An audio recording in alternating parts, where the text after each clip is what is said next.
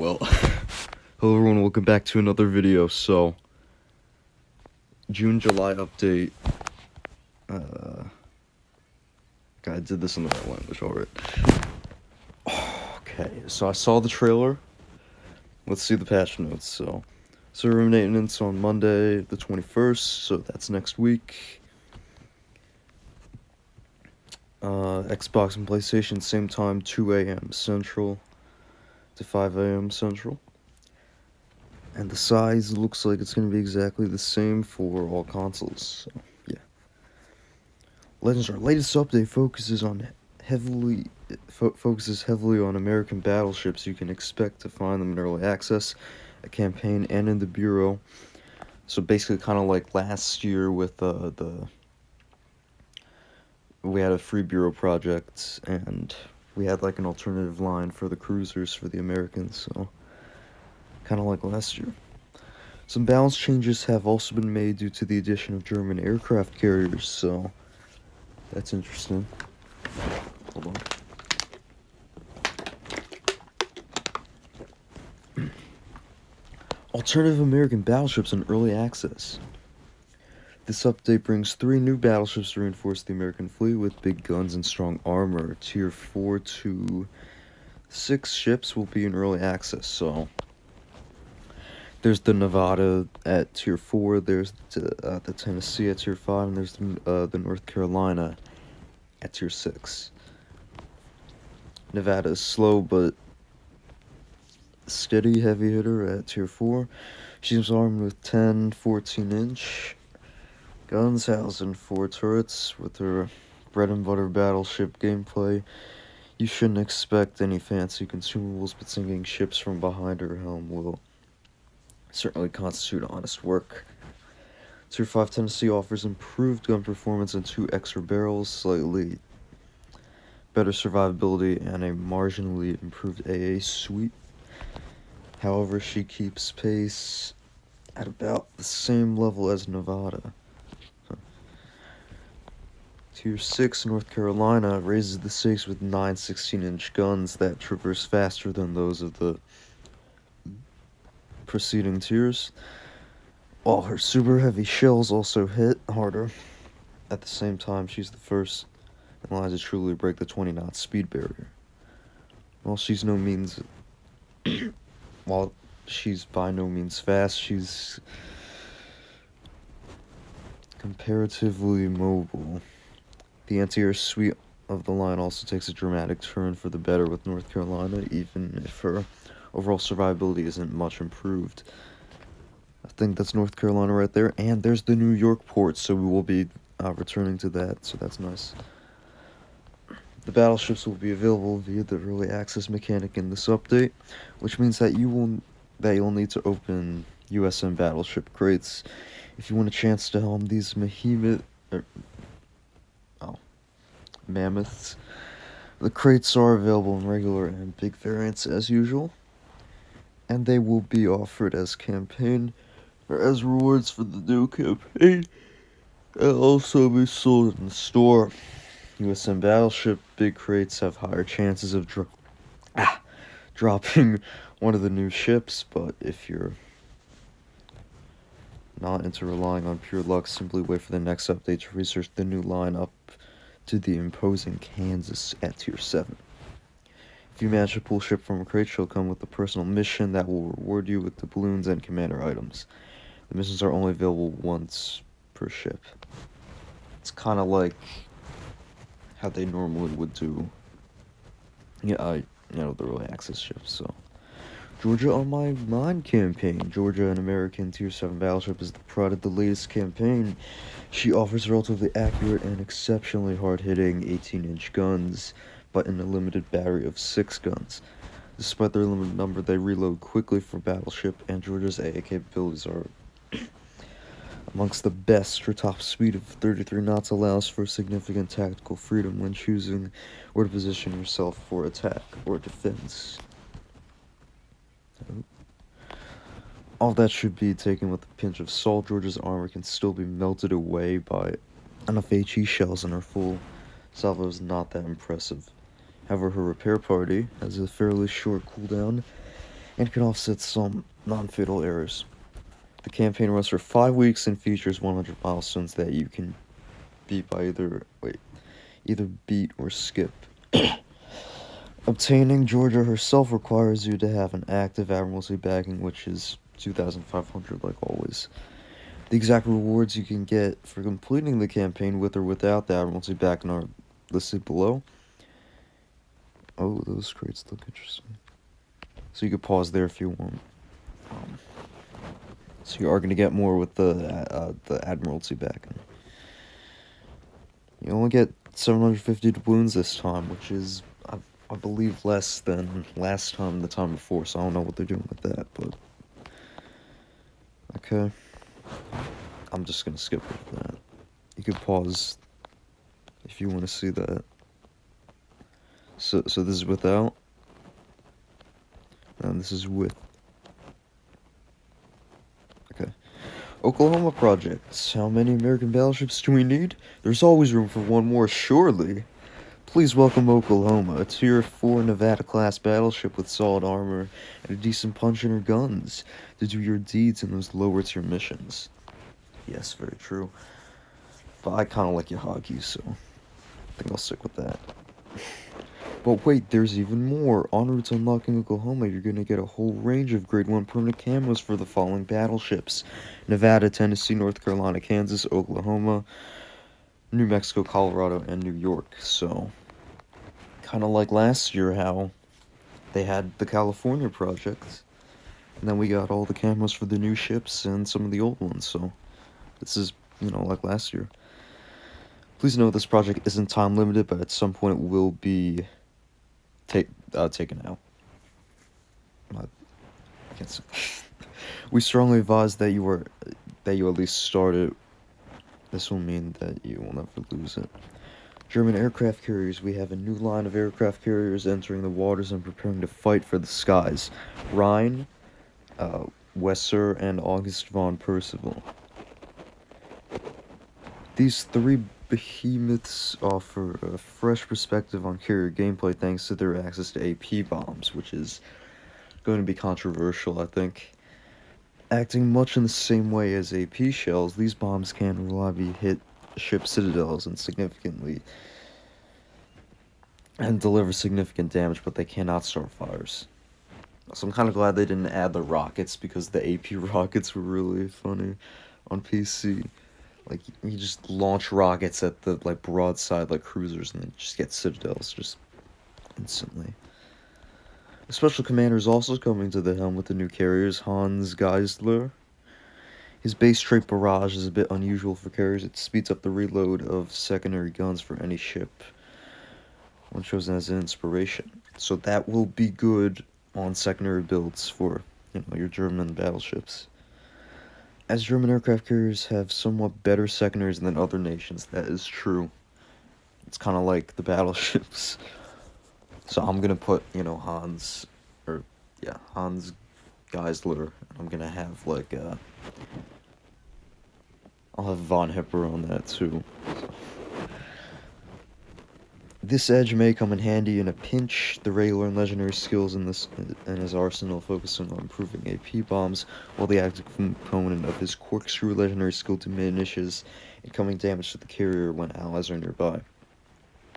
Additionally, his impervious skill reduces the damage your German aircraft carriers take from instances of fire and flooding. Hans Geisler is available from German and international commander crates as well for 900,000 commander XP from the store. Additionally, look out for the German commander's special mission that will be available for the duration of the update. So we are going to get a little project or a little mission to get him. So it's always nice of them to do. And there he is right there. Finally, consigned with the introduction of German aircraft carriers, the Tier 7 plane squadrons of all nations receive a new consumable and an additional slot, evasive maneuver, which makes them immune to damage for a short period of time. Huh. That's, I don't like that. These ships will be fully researchable right from the start of the update. Oh, really? Like other carrier lines, it will take more XP and credits to research them. than comparable lines of other ship types. One final addition to the carry gameplay for this update is the spotting ribbon. Yes! Yes! We need that. You can earn these by spotting enemy ships with your squadrons. Currently, only on aircraft carriers can have these. Oh, well. Okay. Okay. Arena is back for another season. This time, we're simultaneously spicing up. Optimizing the arena battles, the spice comes from a new setup we call Arms Race. This mode is added on top of the now familiar 4-team arena format. What this means is that the positional war is now fought for more than just the central key area. There are now valuable stat boosters located around the map that can improve your ships. Yeah. So this is just Rust and Rumble, basically. This is basically just Rust and Rumble, then. Which is fine, but it's basically just the same thing, I think. Now, I could be wrong about that, but it sounds like it's exactly the same. Like stat boosters, I'm pretty sure. Yeah. The season is scheduled to take place from June 24th until July 12th, and the leaderboard will only take the 15 best games of the day into account for your leaderboard placement. If you don't play that many games, all your results for the day are counted towards the leaderboard. To maximize your leaderboard placement, be sure to play every day for the season. I can't do that. I don't think most people can, honestly. Your scores will add up quickly. The rewards range from the new U.S. Battleship crates to commander items, and of course steel badges, which are available for the 50% and higher brackets this time. Check out the dedicated blog post for this season early next week to find out all the details. So it looks like you could get top 50% gets a USN crate and 300 steel. Then after that, top 25 gets 500 steel right there. Top 10 national gets 1,000, so I think that's a bit better than last time. You also do get those 2 USN crates. Top 1% gets all that. Oh, stats widget, we're updating the main menu to give you a better understanding of your progress in campaigns and bureaus. That's interesting. The activities widget will show you the following: status and progress for the current campaign, status and progress for the current bureau projects, commander XP, commendations, insignias, promotion orders, paint, and any event currency that might currently be active. Together with the widget, we're updating the ship filter a bit. You will now be able to filter the ships that can be used for current personal missions, as well as bureau projects. So that's always nice. Balance changes. A few balance changes are coming in for a few ships, including the existing aircraft carriers. We're also improving legendary tier matchmaking. French battleships received the armament durability mod, a modification that increases the HP of their gun turrets by 50%. While reducing the ship's HP by 5%. Really? Huh.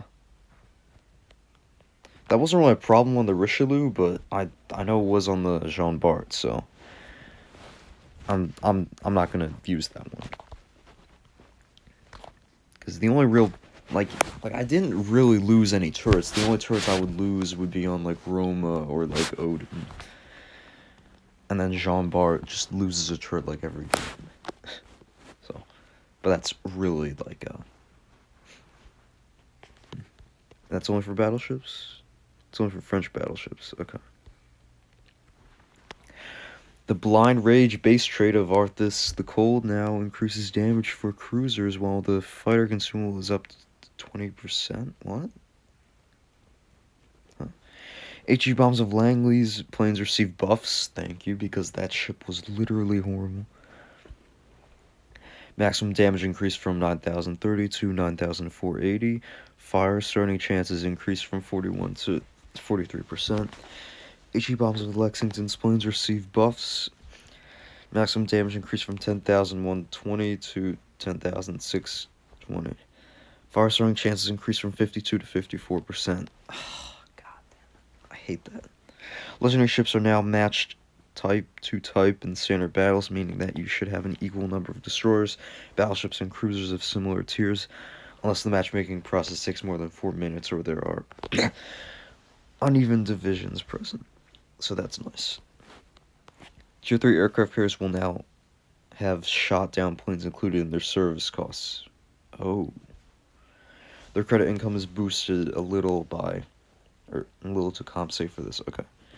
Bugfizz's the all-out anti-air skill has been renamed to No Fly Zone, as the former name was only a working title that made it into the game. The filter sub-menu sometimes opened up with an animation that didn't display correctly. Whenever a player pinged the key area, while having a ship behind the reticle, the ping would be incorrectly sent to that ship. Yeah, I had that problem all the time. In rare cases, the port screen wasn't displayed before battle began. The consumable list didn't update in timely manner when switching between higher and lower tier aircraft carriers only affected the port interface. A plotted course for aircraft carriers broke if a player disconnected and then returned to the game. Premium ships in this update. American destroyer Benin will be available for 500,000 global XP, and for doubloons. Bundles and pricing will be announced before the sale starts. That's weird. Oh my... So they're selling 2 campaigns, basically, or 2 campaign ships this time. Tier 7 Battleship Massachusetts will be available for 750,000 global XP. Okay. Oh, and was that Tier 6? Yeah. American Tier 6 Battleship Florida will be available for doubloons. Yes. If you want to know what that is, it's basically a French kind of looking ship, you could say. So it's gonna have what, 8? It's gonna have 12 guns. Same amount of guns as the Alsace. Secondaries are gonna be less, but they're still gonna be the American secondaries. And then follow the news to find out if more ships will be released. So yeah, that's basically the update. Like, seems pretty good. Definitely looking forward to the new Bureau projects, because we needed one of those, I think. Because honestly, I like doing the Bureau projects that aren't, Legendary tier, because I don't really play Legendary tier at all. So, Oklahoma, pretty good. The new battleships, I didn't really want them, but, it's always nice. Kind of wanted the European destroyers, but, oh well. And the German aircraft carriers, they seem pretty good. They seem fun. Anyway, that's it for today. Don't forget to like, comment, and subscribe. I don't think there was a code here this time. That's interesting. Oh well. Anyway, if you want to check out the Raid Gaming Group, it's mostly positive and large community for World of Warships Legends. Check out the Discord, or see if you qualify for the content department by looking at the channel. #Raid Gaming Group, and #FlyTheFalcon. Thank you everyone for watching, and goodbye.